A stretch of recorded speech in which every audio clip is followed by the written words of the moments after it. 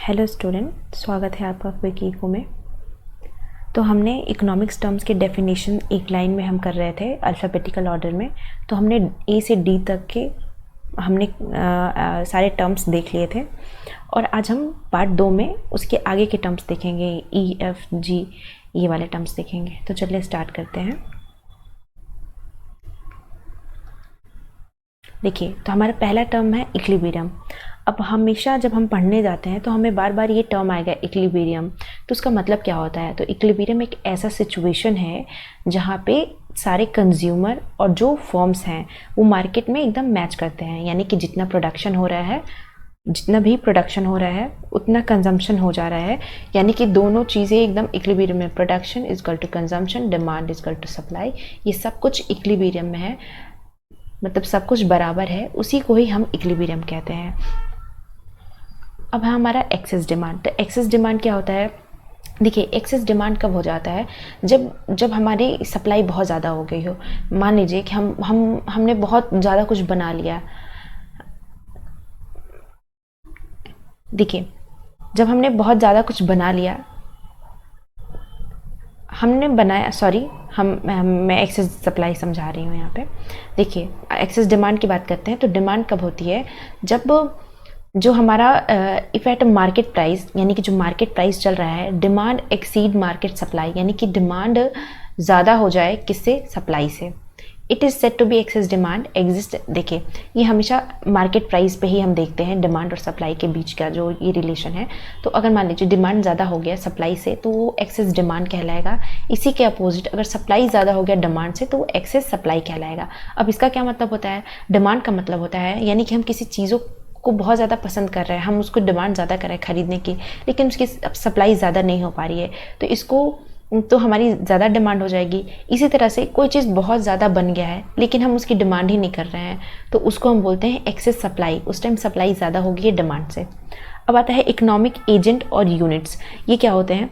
तो इकोनॉमिक जो यूनिट्स होते हैं और इकोनॉमिक एजेंट्स होते हैं वो ऐसे लोग होते हैं जिनको और या तो ऐसे इंस्टीट्यूशन होते हैं जो इकोनॉमी के डिसीजंस लेते हैं, यानी कि क्या होना चाहिए प्राइस इकोनॉमी में कैसा सिचुएशन अभी चल रहा है, उसको कैसे टैकल करना है। तो ये सारी इकोनॉमिक के डिसीजंस जो भी लेते हैं उनको हम इकोनॉमिक एजेंट कहते हैं या यूनिट कहते हैं। वो कोई इंस्टीट्यूशन भी हो सकता है, तो इसलिए इसको हम इकोनॉमिक एजेंट या इकोनॉमिक यूनिट्स कहते हैं। अब नेक्स्ट चलते हैं इफेक्टिव डिमांड प्रिंसिपल। देखिए, डिमांड तो हमें पता ही है कि डिमांड क्या होता है, लेकिन इफेक्टिव डिमांड प्रिंसिपल क्या होता है? तो इसका डेफिनेशन होगा, if the supply of a final goods, यानी कि कोई भी फाइनल गुड्स का supply is assumed to be infinitely elastic at a constant price over short period of a time, यानी कि वो इलास्टिक। अब इलास्टिक का क्या मतलब होता है? कि एक ऐसा सप्लाई, फाइनल गुड का ऐसा सप्लाई जो कांस्टेंट प्राइस पे, यानी कि प्राइस तो यही इतनी है, इस पे वो मतलब पूरी इलास्टिक हो, इन्फिनिटली इलास्टिक हो, यानी कि उसकी इलास्टिसिटी इन्फिनिटी हो। तो aggregate output is determined slowly by the value of aggregate demand. It is called the effective demand principle. तो देखिए, अगर हमारी डिमांड बहुत ज़्यादा है, यानी कि उसकी कोई सीमा ही नहीं है, हम सेम मतलब कांस्टेंट प्राइस पे डिमांड बढ़ती ही जा रही है उस क्वांटिटी की, तो हम उसको क्या बोलेंगे? हम उसको बोलते हैं कि ये डिमांड इन्फिनिटली इलास्टिक है। इन्फिनिटली इलास्टिक का मतलब कि सेम प्राइस पे हम एकदम बहुत ज़्यादा डिमांड कर रहे हैं, तो उसको हम इन्फिनिटली इलास्टिक बोलते हैं। तो अगर सेम कांस्टेंट प्राइस पे शॉर्ट टर्म पीरियड में, मतलब कि शॉर्ट टर्म पीरियड हो और हम बहुत ज़्यादा डिमांड करते हैं, तो उसी को हम इफेक्टिव डिमांड प्रिंसिपल कहते हैं।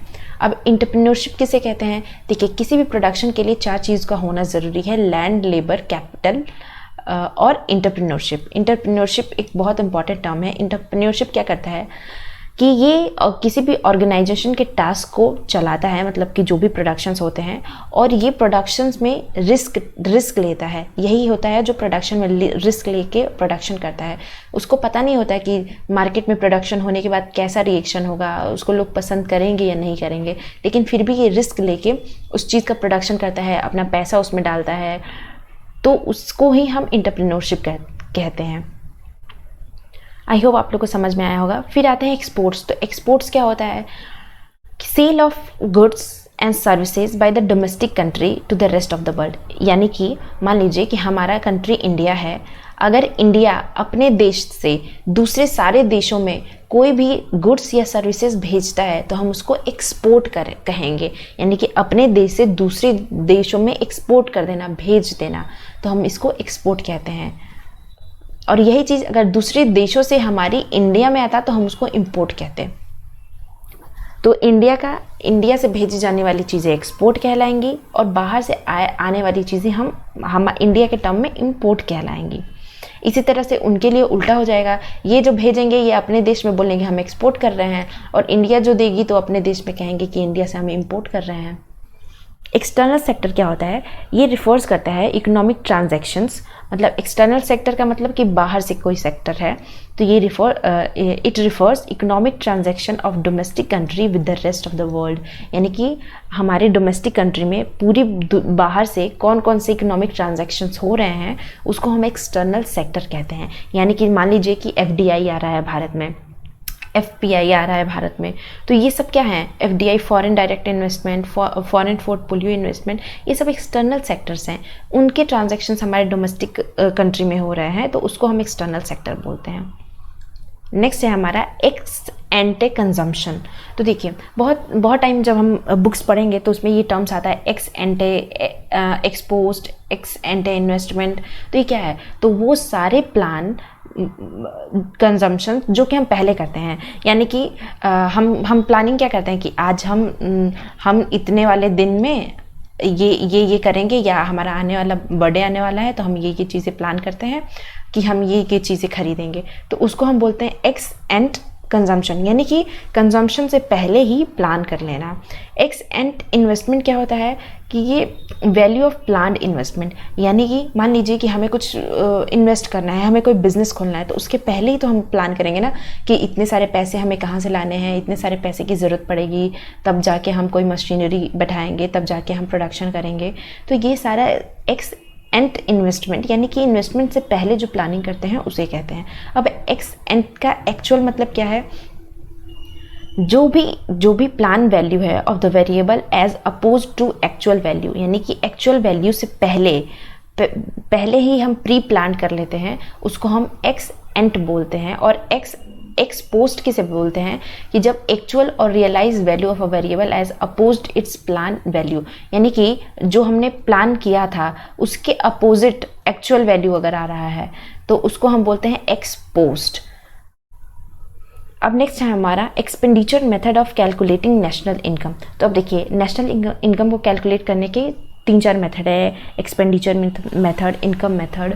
तो इसी तरह से एक्सपेंडिचर मेथड उस मेथड को कहते हैं कि जब हमारा नेशनल इनकम जो भी फाइनल एक्सपेंडिचर होता है, देखिए नाम ही में है एक्सपेंडिचर मेथड, तो यानी कि जो भी हमारी कंट्री में जो फाइनल एक्सपेंडिचर होगा गुड्स एंड सर्विसेज का, जो कि economy over a period of time, मतलब पूरे एक साल में, 1 ईयर में जितने भी एक्सपेंडिचर हुए हैं, मतलब कि जितने भी प्रोडक्शन के ऊपर एक्सपेंडिचर हुए हैं पूरी एक साल में, उसी को मेज़र करने के लिए उससे भी हम नेशनल इनकम मेज़र कर लेते हैं और उसी मेथड को हम एक्सपेंडिचर मेथड कहते हैं।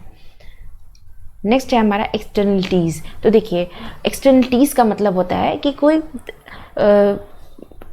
देखिए एक्सटर्नलिटीज़ 2 तरह के होते हैं, पॉजिटिव भी हो सकते हैं, निगेटिव भी हो सकता है। लेकिन हम इसका एक डेफिनेशन देख लेते हैं कि दोज बेनिफिट्स और हार्म। देखिए पॉजिटिव और निगेटिव यानी बेनिफिट के लिए भी होता है, हार्म के लिए भी होता है, अकरिंग टू अनदर पर्सन। और ये दूसरे पर्सन पे अगर होता है, फर्म और एनी अदर एंटिटी, पर्सन पे भी हो सकता है, फर्म पे भी हो सकता है, किसी दूसरी एंटिटी पे भी हो सकता है, विच अकर बिकॉज सम पर्सन, और कुछ लोगों की वजह से हो सकता है, कुछ फर्म की वजह से हो सकता है, कुछ अलग एंटिटी की वजह से हो सकता है, may be involve in an economic activities, जो इकोनॉमिक एक्टिविटीज़ में इन्वॉल्व होते हैं। यानी कि इसका कहने का मतलब है कि जो भी इकोनॉमिक एक्टिविटीज़ में इन्वॉल्व है, वो कोई पर्सन हो, कोई फर्म हो या कोई अदर एंटिटी हो, अगर उसकी वजह से किसी और दूसरे लोगों को हार्म या बेनिफिट होता है, तो if someone is causing benefit, और तो देखिए अगर किसी दूसरों को इकोनॉमिक एक्टिविटीज़ की वजह से अगर बेनिफिट होता है तो उसको हम गुड एक्सटर्नलिटीज़ बोलते हैं।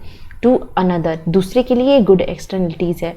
लेकिन लेटर डज नॉट पे द फार्मर, लेकिन कुछ ऐसे हार्म्स होते हैं, मतलब कुछ ऐसी एक्टिविटीज़ होती है जो दूसरों को हार्म पहुंचा देती है, तो उसको हम बैड एक्सटर्नलिटीज़ बोलते हैं। और बैड एक्सटर्नलिटीज़ का मतलब होता है कि हम उसको कंपनसेट नहीं कर सकते। अब इसका एग्जांपल नॉर्मल अगर लाइफ में देखें तो गुड एक्सटर्नलिटीज़ का मतलब क्या है? गुड एक्सटर्नलिटीज़ का मतलब है कि जितने भी हम पब्लिक गुड्स का यूज़ करते हैं, तो ये एक गुड एक्सटर्नलिटीज़ है। जितने भी हेल्थ फैसिलिटीज़ हमें गवर्नमेंट के द्वारा दी जाती है, तो ये गुड एक्सटर्नलिटीज़ का पार्ट है। और बैड का क्या बात, बैड एक्सटर्नलिटीज़ क्या होती हैं? जैसे कि पोल्यूशन हो गया, ये बैड एक्सटर्नलिटीज़ है। कोई भी स्मोकिंग वगैरह हो गया तो ये बैड एक्सटर्नलिटीज़ है, जो किसी दूसरे पर्सन की वजह से किसी दूसरे पर्सन को होता है। यानी कि किसी एक पर्सन की वजह से दूसरे पर्सन को हो रहा है, तो उसको हम एक्सटर्नलिटीज़ कहते हैं। ये गुड भी हो सकते हैं, बैड भी हो सकते हैं। अगर किसी दूसरे पर्सन को बेनिफिट होता है तो उसको हम गुड एक्सटर्नलिटीज़ बोलते हैं, और किसी दूसरे पर्सन को हार्म होता है तो उसको हम बैड एक्सटर्नलिटीज़ बोलते हैं। अब हम आते हैं, हमारा ई खत्म हो गया, एफ पे आते हैं। अब फिएट मनी किसे कहते हैं? तो ऐसी मनी जिसकी कोई इंट्रिंसिक, मतलब कि कोई खुद की वैल्यू ना हो, तो उसको हम फिएट मनी बोलते हैं। इंट्रिंसिक वैल्यू कुछ भी उसकी ना हो, उसको हम फिएट मनी बोलते हैं। फाइनल गुड्स किसे कहते हैं? Those goods which do not undergo any further transformations in the production process. यानी कि फाइनल गुड्स का मतलब होता है कि अब वो फाइनल हो गया, अब वो फाइनल गुड किसी भी प्रोडक्शन प्रोसेस में नहीं हो जाएगा। यानी कि मान लीजिए जब हम एक चेयर बनाते हैं, तो चेयर बनाने के लिए जो भी मटेरियल्स यूज़ होते हैं वो सब तो इंटरमीडिएट गुड्स में आ जाएंगे, क्योंकि उसको हम प्रोडक्शन प्रोसेस में यूज़ करेंगे। लेकिन जब चेयर बन के हमारा तैयार हो गया, तो क्या हम फिर से इसको प्रोडक्शन में तो डालेंगे नहीं। तो ऐसे गुड्स को हम फाइनल गुड्स कहते हैं, जो फाइनली अब बेचने के लिए मार्केट में भेज दिया जाता है, तो उसको हम फाइनल गुड्स बोलते हैं। अब फर्म्स किसे कहते हैं? तो देखिए, जो भी इकोनॉमी में प्रोडक्शंस होते हैं, यानी कि जो भी इकोनॉमिक में प्रोडक्शंस किए जाते हैं, गुड्स के भी, सर्विसेज के भी हो सकते हैं, तो कोई ना कोई यूनिट हमें बैठानी पड़ती है। मान लीजिए कि अगर हमें कोई एक कुछ हमें बनाना है, हमें कपड़े बनाने हैं, तो कपड़े बनाने के लिए कोई एक यूनिट तो बैठानी पड़ेगी ना, जहाँ पे मशीन्स लगेंगी, वर्कर्स लगेंगे, जहाँ ज़मीनें लगेंगी। तो जो हम फैक्ट्री बनाएंगे उसी को हम फर्म बोलते हैं इकोनॉमिक्स के टर्म में। यानी कि इस फर्म में कपड़े बन रहे हैं, तो इसको हम फर्म बोलते हैं।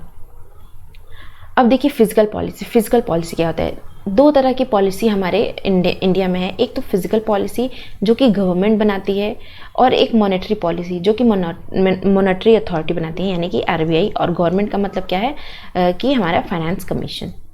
ठीक, ये दोनों तरह के, और इन दोनों का मकसद क्या है कि इसका मकसद है कि मनी सप्लाई प्रॉपर हो, इन्फ्लेशन को कंट्रोल करे, और इसका मतलब वो ग्रोथ डेवलपमेंट होता रहे।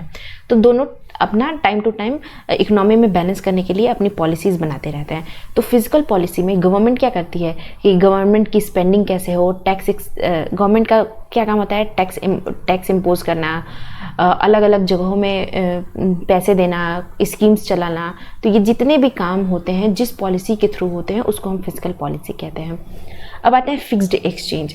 तो देखिए, एक्सचेंज रेट अलग अलग तरीके के होते हैं, floating exchange rate, fixed exchange rate. तो ऐसा एक्सचेंज रेट जिसके में जो दो कंट्री की करेंसीज है वो एक फिक्स्ड अमाउंट पे ही चले। जैसे कि अगर $1 है, मान लीजिए कि $1 है, और उसका हमने फिक्स कर दिया कि इसका 10 ही रुपये होगा, इससे ज़्यादा नहीं होगा, तो वो कहलाता है फिक्स एक्सचेंज।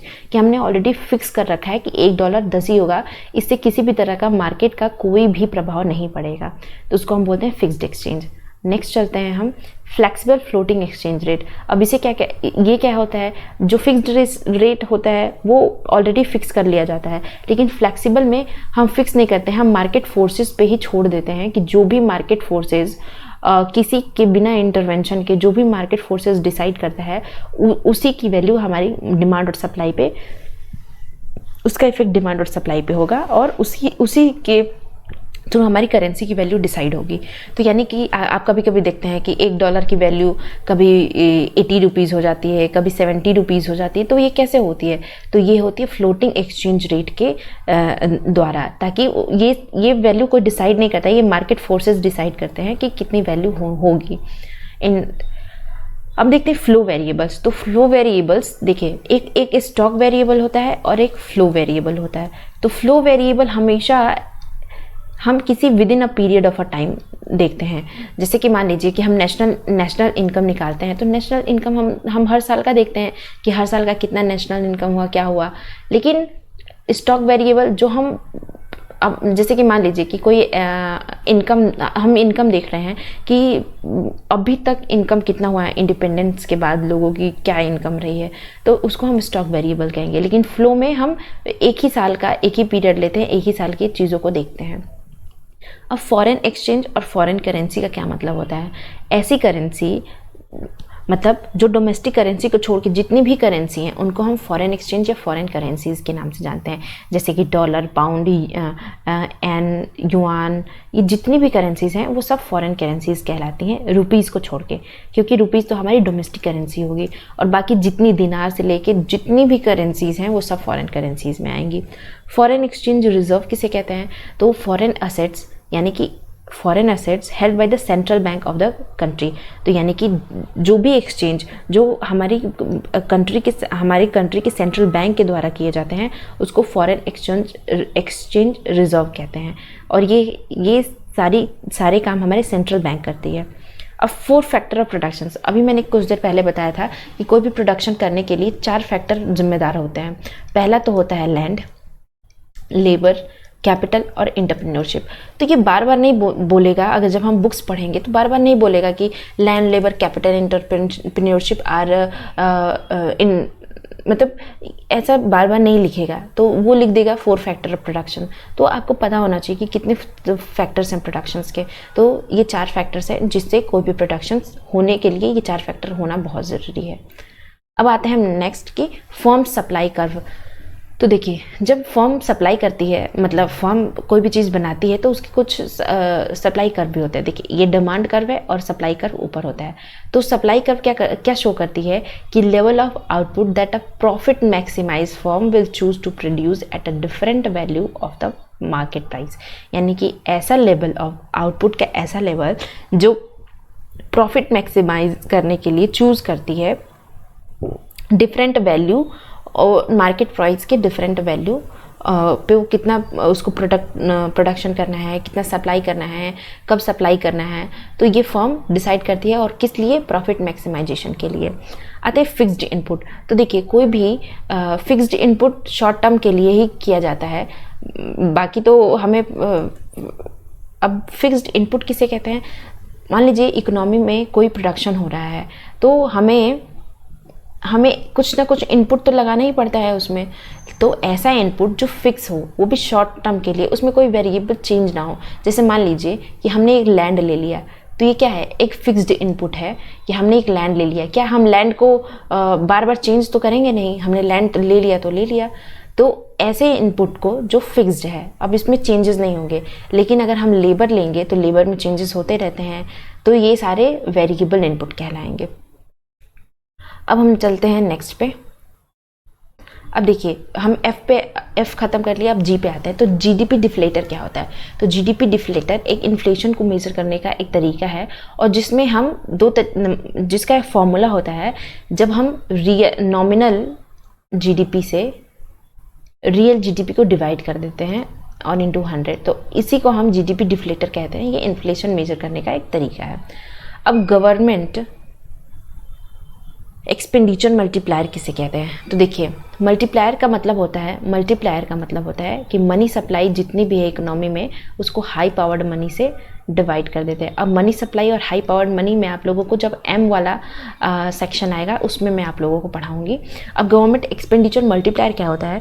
तो numerical coefficient showing the size of increase in output resulting for each unit increase in government spending. यानी कि ऐसा न्यूमेरिकल कोएफिशिएंट की जो साइज है वो इंक्रीज होती है, इंक्रीज इन आउटपुट, यानी आउटपुट में इंक्रीज होता है। और कैसे? Each unit increase in government spending, यानी कि गवर्नमेंट के हर एक स्पेंडिंग से होने से, यानी कि delta Y by delta G, यानी कि गवर्नमेंट की स्पेंडिंग चेंज होती रहती है, उसके अकॉर्डिंग जो हमारा आउटपुट है वो चेंज होता रहता है। इसी को हम गवर्नमेंट एक्सपेंडिचर मल्टीप्लायर कहते हैं। अब गवर्नमेंट क्या होती है, तो गवर्नमेंट को हम द स्टेट, जब हम इकोनॉमिक्स पढ़ते हैं तो बार बार पूरी कंट्री को स्टेट कह के भी डिनोट किया गया है। तो आप लोग जब पढ़िएगा तो ये मत समझिएगा कि स्टेट मतलब कोई एक स्टेट, जैसे कि हम नॉर्मल हमारे जितने सारे कंट्री में स्टेट्स हैं उसकी नहीं, इसमें स्टेट को कंट्री के तौर पे देखा गया है। तो गवर्नमेंट क्या है, the state which maintain law, यानी कि ऐसी कंट्री जो लॉ मेंटेन करती, ऐसी कंट्री में जो स्टेट है जब वो लॉ मेंटेन करती है, ऑर्डर इन द कंट्री में लॉ ऑर्डर मेंटेन करना, टैक्सेस को इम्पोज करना, फाइन इम्पोज करना, law economic wellbeing of the citizens के लिए जितने भी लॉ होते हैं, जो भी बनाए जाते हैं, स्कीम्स चलाई जाती हैं लोगों के वेलफेयर के लिए, तो ये सारे काम कौन करता है, गवर्नमेंट। तो उसी को हम गवर्नमेंट कहते हैं कि जो भी एक ऑथोराइज्ड अथॉरिटी है हमारे इंडिया में जो कि सारे काम करती हैं, टैक्सेस लगाना, फाइन्स लगाना, लॉ ऑर्डर को मेंटेन करना, तो उसी को हम गवर्नमेंट करते हैं। अब ग्रेट डिप्रेशन क्या कहलाता है, तो ग्रेट डिप्रेशन एक टाइम पीरियड है जब स्टॉक मार्केट में बहुत ज़्यादा क्रैश हो गया था। और कौन से स्टॉक मार्केट में, न्यूयॉर्क में स्टॉक मार्केट में 1929 में बहुत ज़्यादा ही स्टॉक मार्केट पूरा क्रैश कर गया था। तो ये बहुत ही क्रूशियल टाइम था इकोनॉमी के लिए, जिसमें कि बहुत ज़्यादा वो जितने भी डेवलप कंट्री हैं वो बहुत ही ज़्यादा ह्यूज अमाउंट में, मतलब बहुत ज़्यादा अनएम्प्लॉयमेंट बढ़ गई थी। तो उसी टाइम को हम ग्रेट डिप्रेशन के नाम से जानते हैं। और सिर्फ डेवलप कंट्री ने, इसका इफेक्ट पूरे वर्ल्ड पे पड़ा था, तो इसीलिए इसको बोलते हैं ग्रेट डिप्रेशन, जो कि 1929 में आया था।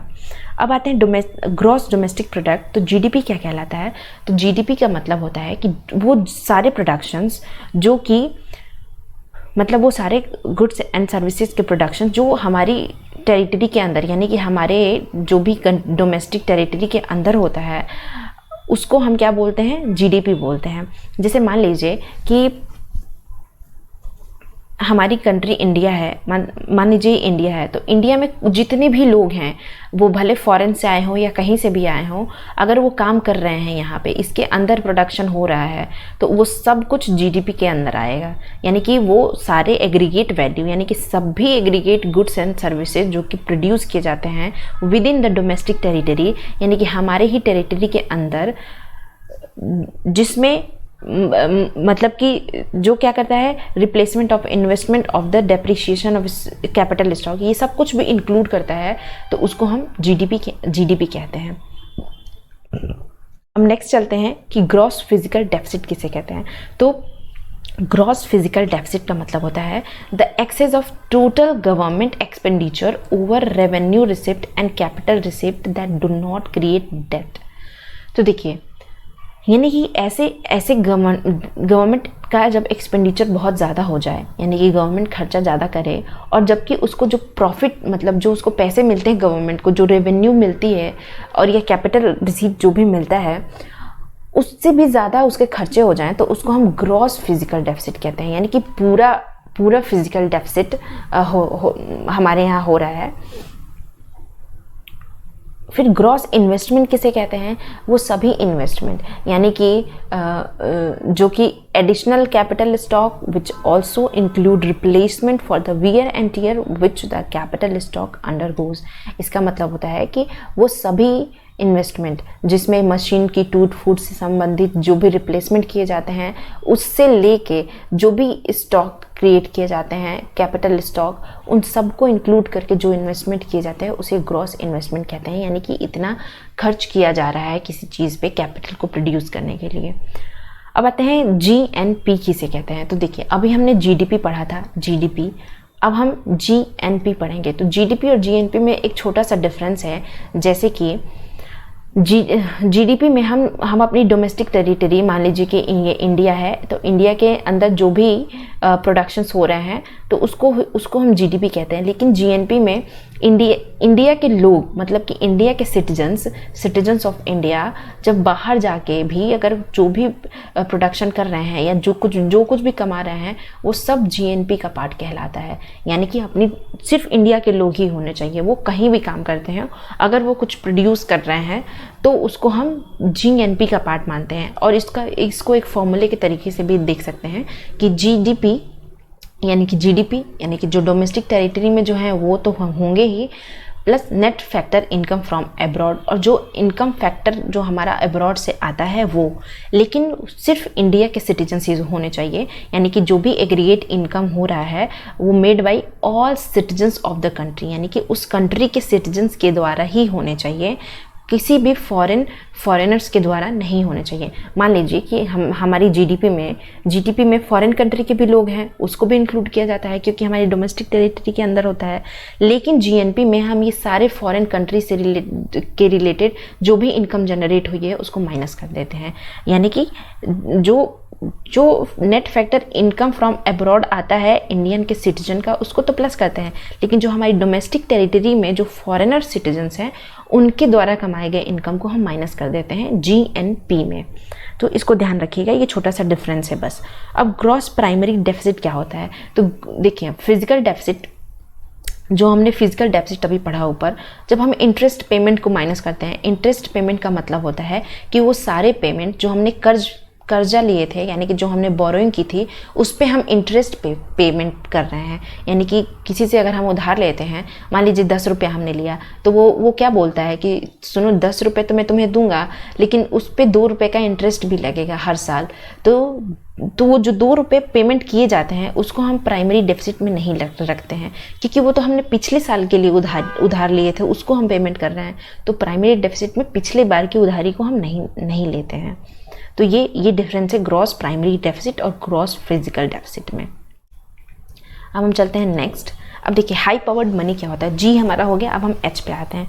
तो हाई पावर्ड मनी वो सारी मनी जो इंजेक्ट की जाती है मॉनेटरी अथॉरिटी द्वारा किसी भी इकोनॉमी में, जैसे कि करेंसीज, यानी कि जो भी मान लीजिए आरबीआई है, ये एक मॉनेटरी अथॉरिटी है हमारी कंट्री का, तो अगर ये जितनी भी मनी अगर इंजेक्ट करेगी इकोनॉमी में मतलब कि हमारे मार्केट में जितनी भी मनी आएगी उन सारी मनी को हाई पावर्ड मनी के नाम से जाना जाता है।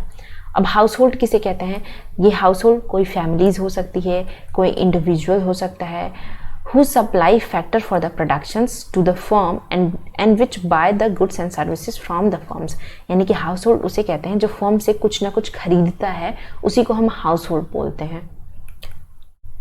अब हम चलते हैं नेक्स्ट। तो जी के बाद हम आई पे एच के बाद हम आई पे आते हैं। तो इंपोर्ट्स किसे कहते हैं, जब मैंने आप लोगों को एक्सपोर्ट बताया था तभी मैंने आपको इंपोर्ट भी बताया था कि अगर हम अपनी कंट्री से कोई चीज़ सामान बाहर बेचते हैं तो उसको तो हम एक्सपोर्ट कहते हैं, लेकिन अगर हम किसी फॉरेन कंट्री से कोई सामान खरीदते हैं तो हम उसको इंपोर्ट कहते हैं। आई होप आप लोग को ये समझ में आया हो। अब देखिए इनकम मेथड, अभी मैंने आपको बताया था पिछले में एक्सपेंडिचर मेथड जब हम पढ़ रहे थे, तो अब हम इनकम मेथड देख लेते हैं कि इनकम मेथड क्या है। तो इनकम मेथड कैलकुलेट करने का एक तरीका है नेशनल इनकम को।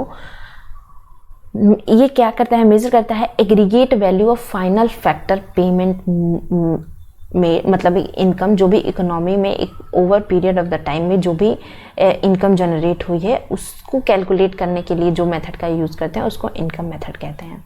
अब इंटरेस्ट पेमेंट क्या होता है, यानी कि interest payment for a service which are provided by capital, यानी कि जो भी कैपिटल के द्वारा प्रोवाइड किया गया है उस पे जो हम पेमेंट करते हैं। जैसे मान लीजिए कि हमने कुछ उधार लिया, उधार पे हमें कुछ इंटरेस्ट देना होगा, उसी को हम इंटरेस्ट पेमेंट कहते हैं।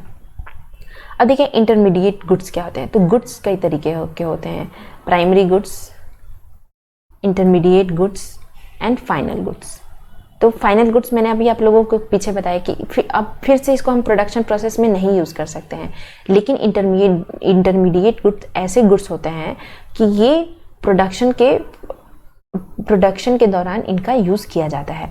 जैसे कि मान लीजिए कोई चीज़ है, कोई रॉ मटेरियल है, तो रॉ मटेरियल तो एकदम प्राइमरी गुड्स हो गया, लेकिन रॉ मटेरियल से हमने क्या बनाया, जैसे मान लीजिए कि हमने वुल ले लेते हैं, ठीक, वुल को हमने थ्रेड में बनाया, तो थ्रेड क्या है, इंटरमीडिएट गुड्स है। वुल हमारा प्राइमरी गुड था, थ्रेड अब इससे हमने वो ऊन बना लिया, तो ये ऊन क्या है, हमारा इंटरमीडिएट गुड्स है। अब हम इंटरमीडिएट गुड्स को हम फिर स्वेटर बनाएंगे, तब ये हमारा जाके फाइनल गुड्स में कन्वर्ट होगा। तो ये ड्यूरिंग प्रोडक्शन प्रोसेस यूज़ किया जाता है। अब इन्वेंटरीज क्या होता है, तो the unsold goods unused raw materials or semi-finished goods which a firm carries from a year to the next।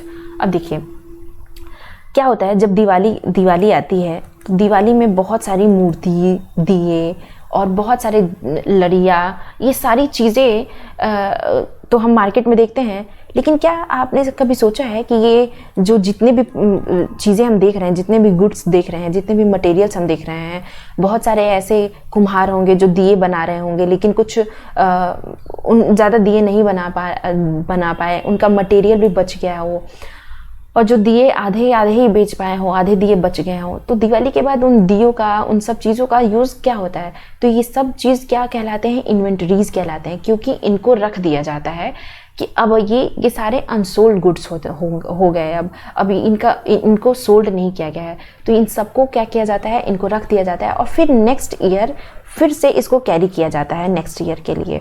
तो उसी को हम इन्वेंटरीज कहते हैं। जितने भी semi finished goods, raw material या अनसोल्ड गुड बच जाते हैं, उनको ही हम इन्वेंटरीज कहते हैं। तो आज के लिए इतना ही। आई से रिलेटेड अभी हम और सारे टर्म्स को पढ़ेंगे जो कि हम इकोनॉमिक्स में पढ़ते हैं। तो thank you so much student and stay tuned.